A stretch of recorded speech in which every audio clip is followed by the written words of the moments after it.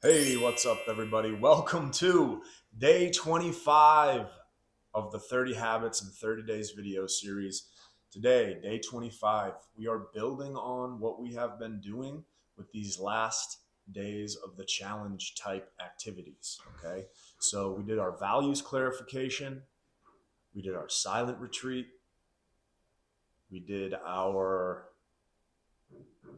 pattern recognition, and today we will be going one step further, what we would call pattern integration. Okay. So these challenges and rites of passage are to give people more awareness and experience and terminology of different psychological, therapeutic, spiritual, holistic, healing words. words are words are little packets of information, and the more words and vocab that we have, the more we can understand the things that we feel and experience, and then we will be able to have more from that evolved understanding, having the capacity to understand our feelings in different states that we can experience, and having the language to articulate it and communicate it effectively will improve the quality of our lives, our relationships, and everything. Okay. So that's why I've been choosing these different challenges sequentially, because first, what we want to be able to do is values. We identify what we care about. Secondly, silence. We allow ourselves to sit with our feelings, to increase our capacity to be aware. Next, we want to recognize those patterns that come up, like we've talked about in cognitive behavioral therapy. That triangle we showed about thoughts, feelings, and behaviors. Okay, when we talk about urges and responses,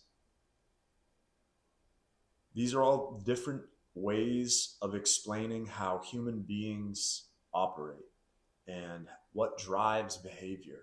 It's a combination of a variety of different things that drive our behavior, but starting to understand our thoughts, our feelings, and our behaviors and how they're all connected will give us more awareness. Once we can locate and identify the pattern, once we recognize, oh yeah, I do have this pattern. Whenever I have these types of thoughts, I feel a certain way and I act a certain way. So there's a loop. Once you can identify that loop for yourself in your own experience, in your own life, once you can identify what that loop is, you can name it.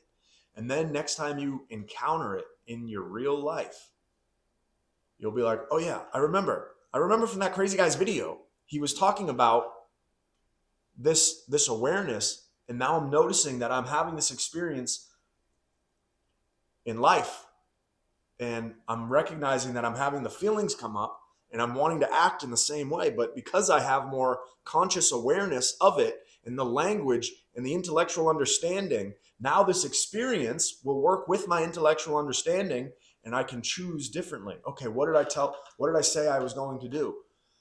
Right now, day 25, this is integration. Once we recognize the pattern, we need to learn to integrate it. We need to learn to recognize that it's safe to feel our feelings, so that when we encounter triggers in our lives and we recognize these patterns coming up, we have the conscious choice to choose. Okay, am I going to let this old narrative, this old story, this limiting belief control my behavior right now? Or am I going to choose differently? So today's exercise will be building off yesterday's pattern recognition, and we'll be doing a worksheet called pattern integration.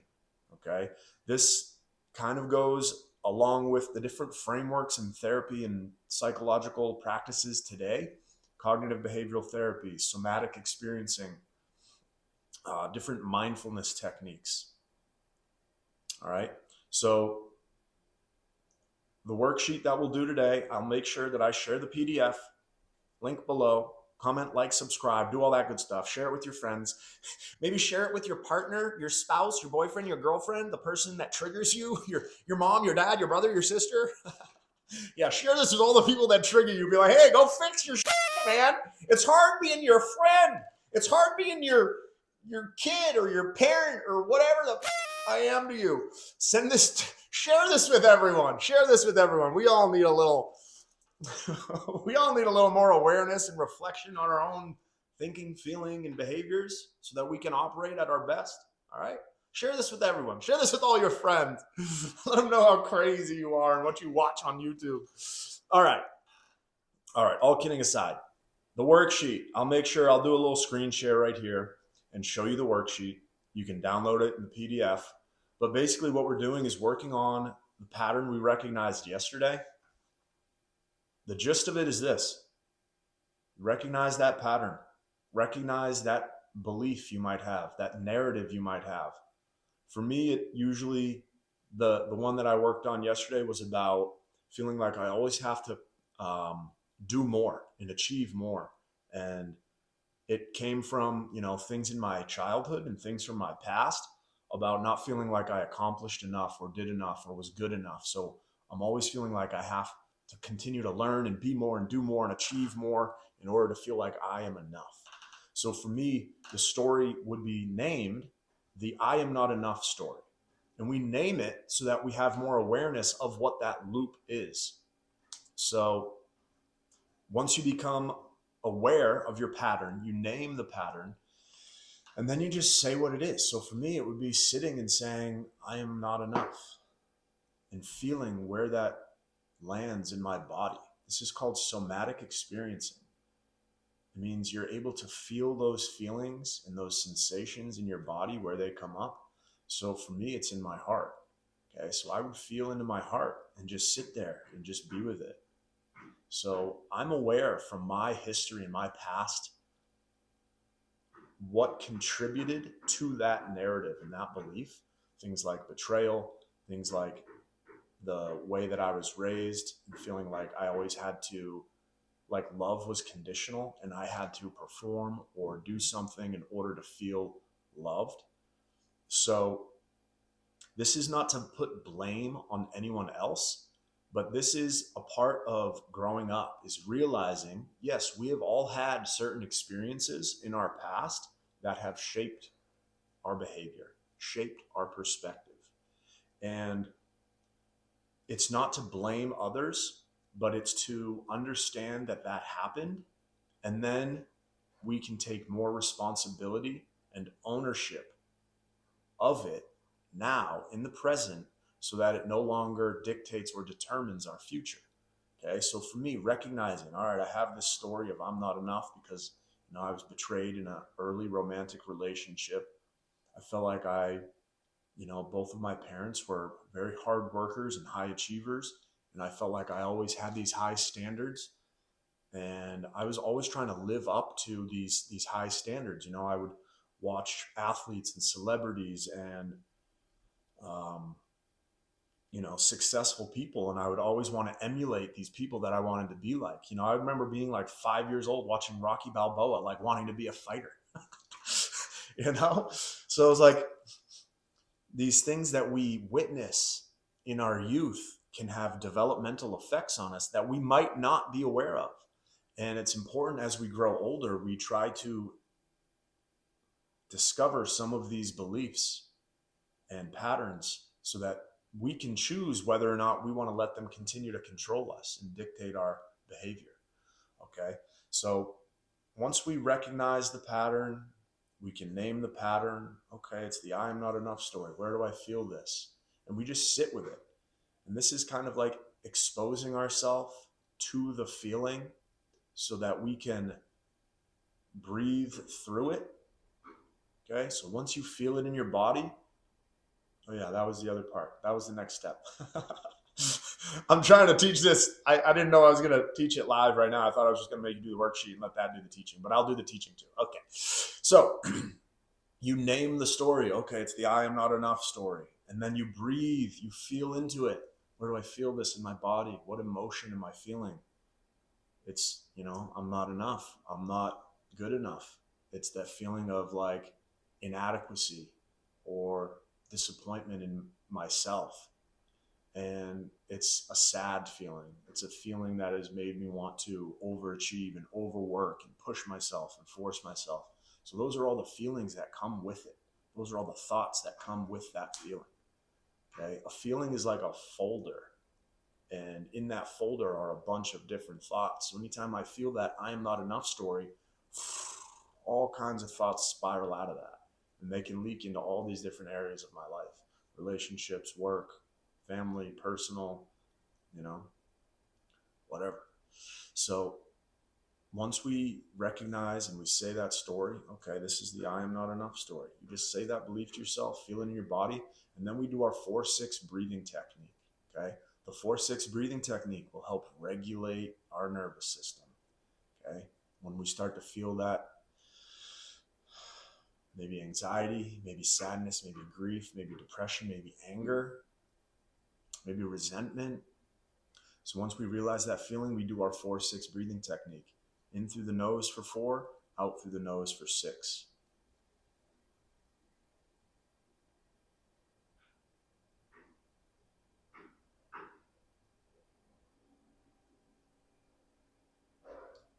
And we want to just repeat that like 5 times to let our nervous system kind of land and soften.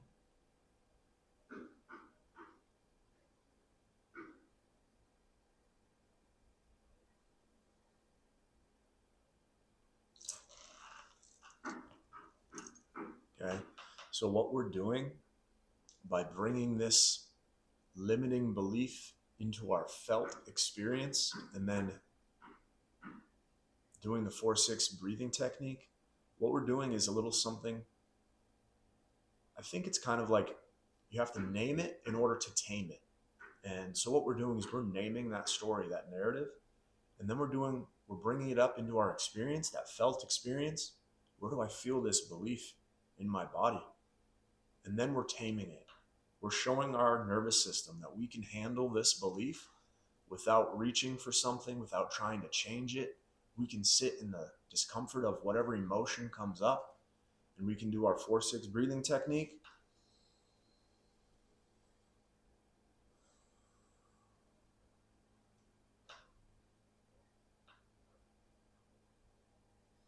And we can tame this. We don't have to let it control our behavior. Okay? So the more we're able to do this, the more conscious choice we have between feeling, thinking, feeling, and behavior. Okay, then we can implement a new behavior. We can have more conscious choice. All right. So hopefully this all makes sense. I hope you go do the worksheet and try to experience it for yourself. Try it for yourself. Go into the feeling, experience it, and then do the breathing technique. So what we're doing, naming it, name the story, recognize the pattern, integrate the pattern by experiencing it, and then taming it with our breathing technique and regulating our nervous system. Every time we do this, it's like a workout for our emotions. And the more we do this, the stronger we will become at recognizing our feelings, recognizing and being able to name, oh, this is that limiting belief that's coming up right now. And it's stemming from, these experiences that I've had. But I don't want to let those things continue to shape how I behave in the world. So I'm going to do my deep breathing. I'm going to try to choose a different behavior. So every time I feel like this behavior comes up, I'm going to implement the 4-6 breathing technique. Or I'm just going to name, oh, this is that story that's coming up. So you want to give yourself an action you can take so that you don't just fall into that repeated behavior. All right. And then tomorrow, we're going to actually work on something else we can do to generate a new belief, a new story, and new behavior. All right, everybody. Thanks for being here. God bless. Good luck.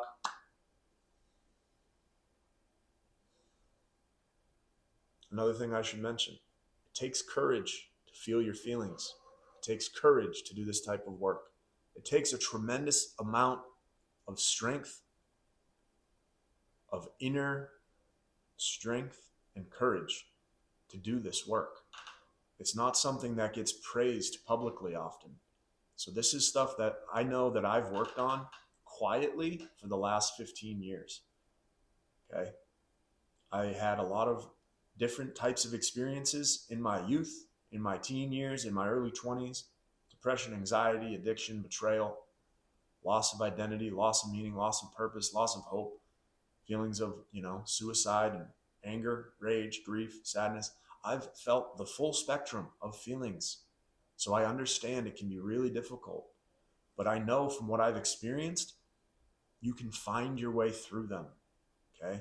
So that's why I'm creating all of these videos and this series, is to help people understand there is a way to remove suffering from your life.